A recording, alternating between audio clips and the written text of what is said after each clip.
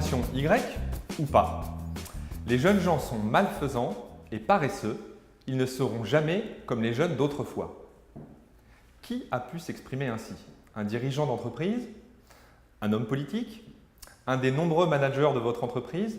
En fait, cette citation était gravée sur une poterie babylonienne datant de 3000 ans avant Jésus-Christ. Pas vraiment nouvelle, cette affirmation radicale sur les nouvelles générations. Confrontées à des prises de position de cette nature en interne, certaines entreprises se sont engouffrées dans le thème de la fameuse génération Y. La notion est à la mode, elle rencontre une écoute chez les managers et certains consultants s'en sont intronisés les spécialistes, issus ou non d'ailleurs de cette génération. Tout pour faire un malheur sur le marché, avec pourtant quelques bémols. Premier élément, cette approche n'a aucun caractère scientifique.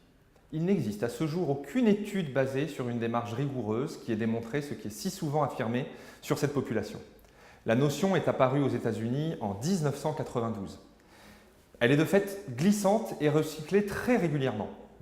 La lecture de ce qui est produit sur le sujet démontre d'ailleurs que certains ne reculent absolument devant aucun poncif, préjugé ou stéréotype pour affirmer de telles choses.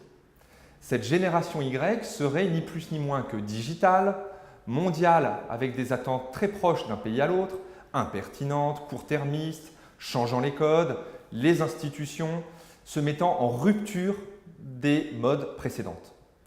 Attention, il ne s'agit pas ici de nier les différences générationnelles. Avoir grandi et s'être structuré dans un environnement donné, radicalement différent de celui des générations précédentes, a des conséquences évidemment sur les comportements. Mais arrêtons vraiment avec les caricatures.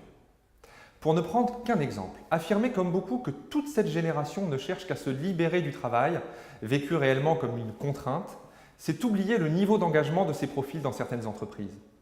C'est aussi finalement attribuer à des facteurs exogènes les limites de son mode de management ou de sa gestion des ressources humaines appliquées à cette génération pour mieux se dédouaner de ses propres limites.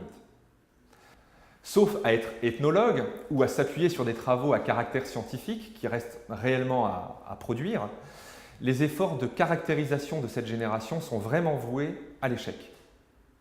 Ce n'est pas pour autant que la fonction RH ne doit pas aider les managers en difficulté avec les plus jeunes collaborateurs. Ça arrive. Et elle peut le faire en transposant à l'intergénérationnel ce qui a été produit pour l'interculturel. Non pas décrire celui qui est différent, avec toutes les dérives et les stéréotypes possibles, mais plutôt aider à accepter cette différence et à travailler avec des personnes ayant finalement un autre fonctionnement que le sien. De quoi s'agit-il alors? D'apprendre à écouter sans porter de jugement a priori, de mettre en place les mécanismes qui facilitent vraiment l'interaction, de rentrer dans la logique de l'autre, d'abord pour la comprendre, ensuite pour la croiser aussi avec sa propre approche du sujet, de mobiliser des référentiels culturels inhabituels car portés par des personnes n'appartenant pas au groupe dominant, et puis aussi de construire ensemble des réponses partagées, plus riches, par définition que celles qui pourraient émerger d'une seule et unique logique. Franchement, plutôt que de caricaturer, de survaloriser ou de jeter l'anathème sur toute une génération, pourquoi ne pas simplement essayer ?